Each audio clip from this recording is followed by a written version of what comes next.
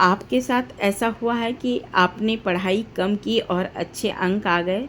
और कभी ऐसा भी होता है कि किसी ने बहुत मेहनत की फिर भी वह सफल नहीं हो पाता है। आज की पैराग्राफ भी हमें यही सिखाती है और अक्सर किसी न किसी विद्यार्थी के साथ ये घटना होती ही है, घटती ही है। तो चलिए कक्षा को आरंभ करते हैं। इससे पहले कि कक्षा की शुरुआत करें, मैं बता दूं कि अब तक हम लोगों ने बड़े भाई साहब, जिनके लेखक मुंशी प्रेमचंद जी हैं, 2 पैराग्राफ ख़त्म कर चुके हैं। तो आज हम पढ़ेंगे 3rd पैराग्राफ। तो ये जानते हैं कि 3rd पैराग्राफ हमें क्या बताती है। सबसे पहले हम इसे रीड कर लेते हैं। मैं चाहूँ तो जल्दी से इसे ख़त्म कर दूँ, लेकिन आपको समझ में नहीं आएगा तो फिर फ़ायदा क्या। दूसरी बात, चैप्टर भी इतनी लेंदी है कि ये 3 पैराग्राफ 4 दिन में ख़त्म नहीं होने वाली है। तो चलिए देखते हैं यह पैराग्राफ हमें क्या बताती है। और मैं बताना चाहूँगी आपको, ये पैराग्राफ बहुत महत्वपूर्ण है, इससे अधिक प्रश्न पूछे जाते हैं, इसलिए ध्यान से देखिएगा। फिर सालाना इम्तिहान हुआ और कुछ ऐसा संयोग हुआ कि मैं फिर पास हुआ और भाई साहब फिर फेल हो गए। इससे पहले एक बार और सालाना इम्तिहान हुआ था, आई थिंक 2nd पैराग्राफ में, राइट। तो फिर से दोबारा, इम्तिहान का मतलब होता है एग्ज़ाम, परीक्षा। फिर से साल भर में जो होती है हर स्कूल में, वही हुआ और संयोग ऐसा हुआ। संयोग क्या होता है? इत्तेफाक से, मतलब ऐसे समझिए इन चीज़ों को कि जैसे आप एक दोस्त से मिलने गए और अचानक से दूसरे दोस्त से भी मिलन हो गई, उसे कहते हैं संयोग, इत्तेफाक।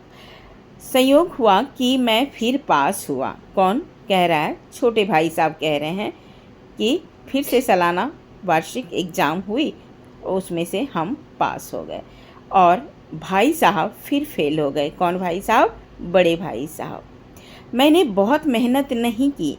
अपने आप को वो बड़प्पन कर रहे हैं छोटे भाई साहब कि मैंने बहुत मेहनत नहीं की, पर ना जाने कैसे दर्जे में अव्वल आ गए, यानी ना जाने हम कैसे कक्षा में पास हो गए या प्रथम आ गए। मुझे खुद अचरज हुआ। अचरज का मतलब होता है आश्चर्य। तो मुझे खुद अचरज हुआ। किसको अचरज हुआ? छोटे भाई साहब को। भाई साहब ने प्राणांतक परिश्रम किया। प्राणांतक का मतलब होता है जब तक कि प्राण न चला जाए, यानी मौत के अंतिम समय तक। तो यहाँ इसका अर्थ ये होगा कि अपने जीवन के आखिरी सांस तक उन्होंने मेहनत किया, यानी परिश्रम किया। कोर्स का एक एक शब्द चाट गए थे। एक एक शब्द चाटना मतलब यहाँ खाना नहीं होता है। एक एक शब्द का मतलब हुआ कि उन्होंने एक एक जितने भी शब्द थे एक एक करके रट्टा मार लिए थे। 10 बजे रात तक। कितने बजे पढ़ते हैं? यहाँ आपको एक सीख मिल रही है। 10 बजे रात तक, और इधर 4 बजे भोर से उधर 6 से 9:30 तक स्कूल जाने के पहले, यानी उसकी टाइमिंग थी स्कूल की 9:30, सरकारी स्कूल की टाइमिंग है। और 4 बजे भोर से कितने? 4 बजे भोर हुआ 4 AM, जो भोर होते हैं, जो कि मॉर्निंग शुरू होती है ना 4, 5, 6 AM में, वो पढ़ते थे। यानी 10 बजे रात तक पढ़ते थे, सुबह से लेके 4 बजे भोर तक पढ़ते थे, और जब तक कि वो स्कूल की टाइमिंग नहीं होती थी, समय नहीं होता था, तो 6 से 9:30 तक भी वो पढ़ते थे। सोचिए कितनी मेहनत करते थे। मुद्रा कांतिहीन हो गई थी, मगर बेचारे फेल हो गए। मुद्रा कांतिहीन का मतलब होता है उनके चेहरे की चमक, यानी बेचारे जब वो पढ़ते पढ़ते फेल हो गए तो वो निराश हो जाते थे, उनके मुंह का रौनक खत्म हो जाता था, यानी थकान हो जाता था। मुझे उन पर दया आती थी। कौन कह रहे हैं? ये छोटे भाई साहब कह रहे हैं कि मुझ पे इतना पढ़ते थे, उनके चेहरे से पे सिकन आ जाती थी और वो निराश हो जाते थे, उन पर मुझे दया आती थी। नतीजा सुनाया गया। नतीजा मतलब जब हम स्कूल जाते हैं तो हमें रिजल्ट सुनाया जाता है, यानी परिणाम सुनाया जाता, तो वह रो पड़े। कौन? बड़े भाई साहब रो पड़े। और मैं भी रोने लगा। जाहिर सी बात है, अगर बड़ा भाई रोते हैं तो छोटे भाई को भी रोना आ ही जाता है, क्योंकि दोनों सगे भाई थे। सगे मतलब एक भाई, मतलब एक पिता के दोनों बेटे, राइट। चलिए, अपने पास होने की खुशी आधी हो गई। जब बड़े भाई साहब रो रहे थे तो ये तो छोटे भाई साहब पास हो गए थे अच्छे नंबर से, लेकिन फिर भी इनकी खुशी उनको देखकर आधी हो गई। ये अपने मन में सोचने लगे कि मैं भी काश फेल हो गया होता तो भाई साहब को इतना दुख ना होता, लेकिन विधि की बात कौन टाले। तो कहने का मतलब छोटे भाई साहब का कि शायद मैं भी फेल हो जाता ना तो बड़े भाई साहब को इतना दुख नहीं होता। इसलिए नहीं होता कि उनको अपनी अपमान हो रही है। ये इतना पढ़ता भी नहीं है, मस्ती करता है, खेल कूद पे ज़्यादा ध्यान देता है, तब भी ये अच्छे नंबर से पास हो जाते हैं, और मैं इतनी मेहनत करता हूँ फिर भी हम पास नहीं हो जाते हैं। तो उनके सामने इनकी अपमानित होती है, बेइज्जती होती है, लेकिन विधि की बात कौन टाले। हमेशा अक्सर बोलते हैं कि जो होना था तो हो गया, विधि को कौन बता सकता है, ये कब मौत आ जाती है कब हमें पता ही नहीं चलता। तो वही कह रहा है, लेकिन विधि की बात को कौन टाले। क्लियर है, समझ में आ रही है। मेरे और भाई साहब के बीच में अब केवल 1 दर्जे का अंतर और रह गया। सोचिए, बड़े भाई साहब फेल होते होते बस छोटे भाई साहब के करीब पहुँचते पहुँचते 1 क्लास का डिफरेंट रह गया। वही कह रहा है, मेरे मन में एक कुटिल भावना उदय हुई। मेरे मन में एक कुटिल भावना उत्पन्न हो गई। किनके मन में? छोटे भाई साहब का। कुटिल का मतलब होता है टेढ़ा बोलिए, बहुत अर्थ होते हैं, लेकिन यहाँ धूर्त होते हैं। कपटी बोलिए, मतलब उनके मन में कुछ अलग लग गया छोटे भाई साहब को। यहाँ कुटिल की भावना मतलब भावना उदय मतलब उत्पन्न हो गया। उनके मन में कुछ और चल रहा था कि कहीं भाई साहब 1 साल और फेल हो जाएं, तो ये प्लानिंग करने, ऐसे समझिए प्लानिंग कर रहे थे, कहीं भाई साहब 1 साल और फेल हो जाएं तो मैं उनके बराबर हो जाऊं। देखिए कितना छोटे भाई साहब तेज हैं, उनके मन में क्या क्या चल रहा था, अपने आप में बराबरी कर रहे थे। तो अगर 1 साल और फेल हो जाएंगे बड़े भाई साहब तो मेरे कक्षे में आ जाएंगे, यानी मैं उनके बराबर हो जाऊं। फिर वह किस आधार पर मेरी फजीहत कर सकेंगे, क्योंकि पिछले पैराग्राफ में उनका बहुत फजीहत कर रहे थे बड़े भाई साहब। तो वही कह रहे हैं कि अगर मेरे बराबर कक्षा में आ जाएंगे तो फिर किस आधार पर मेरी बेइज्जती करेंगे, मेरी अपमान कर सकेंगे। लेकिन मैंने इस विचार को दिल से बलपूर्वक निकाल डाला। मन में तो प्लानिंग किया, लेकिन फिर भी उनके विचार में, उनके दिल से इस बातों को निकाल डाला कि ऐसा नहीं करना चाहिए। आखिर वह मुझे मेरे हित के विचार से ही तो डांटते हैं। देखिए अब समझ में उनको आ रही थी। वो कह रहे हैं आखिर वह मेरे लिए ही तो इतना डांटते हैं कि तुम पढ़ोगे नहीं तो कैसे पास होगे, पास नहीं होगे तो क्या आगे करोगे। मुझे इस वक्त अप्रिय लगता है। अप्रिय मतलब उससे प्यार नहीं है। मुझे इस वक्त अप्रिय लगता है अवश्य, मगर यह शायद उनके उपदेशों का ही असर है कि मैं दनादन पास हो जाता हूँ और इतने अच्छे नंबरों से। अब उनके मन में यह चल रहा है कि शायद इनका प्यार ही है, इनका उपदेश ही हमारे जो हमें असर कर जाती है कि मैं दनादन का मतलब है लगातार, मैं लगातार पास हुए जा रहा हूँ और वो भी इतने अच्छे नंबरों से। समझ में आ रही है? चलिए बढ़ते हैं। अब भाई साहब बहुत कुछ नरम पड़ गए। नरम मतलब सहम गए। अब बड़े भाई साहब कुछ नरम पड़ गए। सॉरी नहीं, बड़े भाई साहब नहीं, छोटे भाई साहब नरम पड़ गए। कई बार मुझे डांटने का अवसर पाकर भी उन्होंने धीरज से काम लिया। इतना डांट खाकर भी उन्होंने थोड़ा धीरज से काम लिया। क्या धीरज से काम लिया वो भी देख लेते हैं। शायद अब वह खुद समझने लगे थे कि मुझे डांटने का अधिकार उन्हें नहीं रहा। किसको?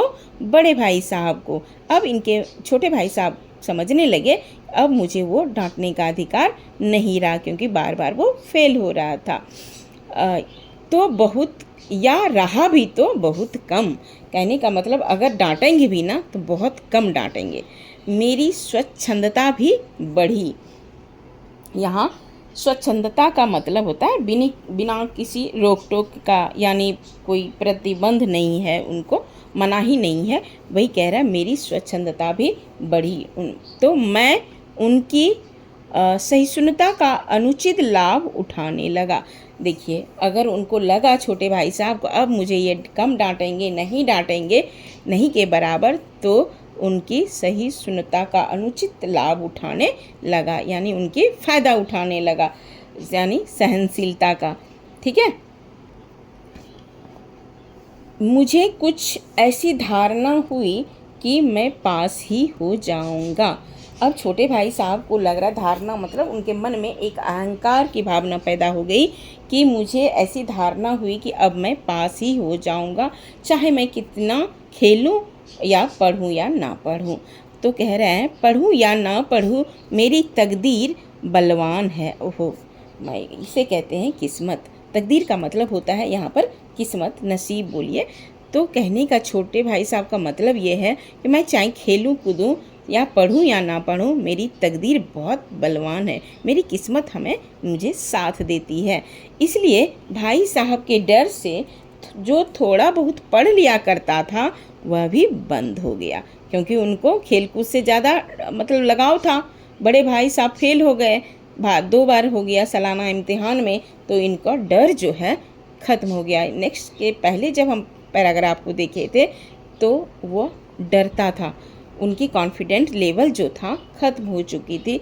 करूं या ना करूं, उनके मन में हमेशा चलता था दिमाग में कि अगर काम गलत करेंगे तो टीचर भी डांटेंगे। छोटे वाले भाई साहब को बड़े भाई साहब से भी डर लगने लगा था, लेकिन अब जब वो बड़े भाई साहब फेल हो गए तब इनको डर नहीं लगने लगा, वह भी बंद हो गया। वही कह रहा है मुझे कनकौवे उड़ाने का नया शौक पैदा हो गया था। कनकौवे बोलते हैं पतंग को, और उनकी नज़र बचाकर कनकौवे उड़ाता था। लेकिन पतंग उड़ाता तो था, उनको बहुत शौक था, किसको? छोटे भाई साहब को, लेकिन बड़े भाई साहब से नज़र बचाकर यानी डर से छिपकर उड़ाता था।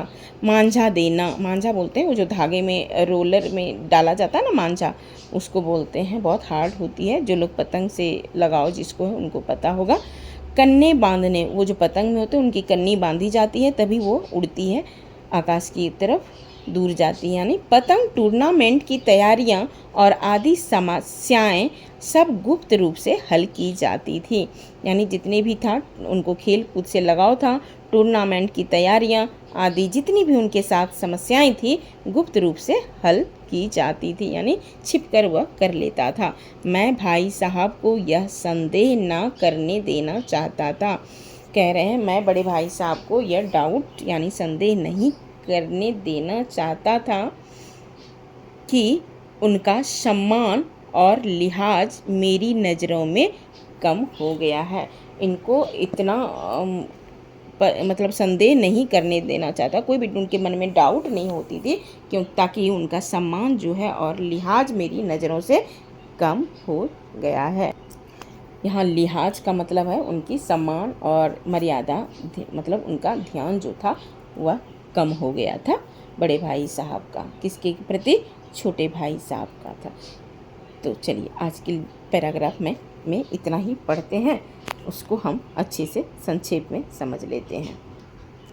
तो संक्षेप में यह लेखक बताते हैं कि बिना अधिक मेहनत किए वह बड़े भाई साहब से छोटे भाई साहब प्रथम आ गए कक्षा में, जबकि बड़े भाई साहब दिन रात मेहनत किया और फिर भी वो परीक्षा में असफल रहे, यानी पास नहीं हुए।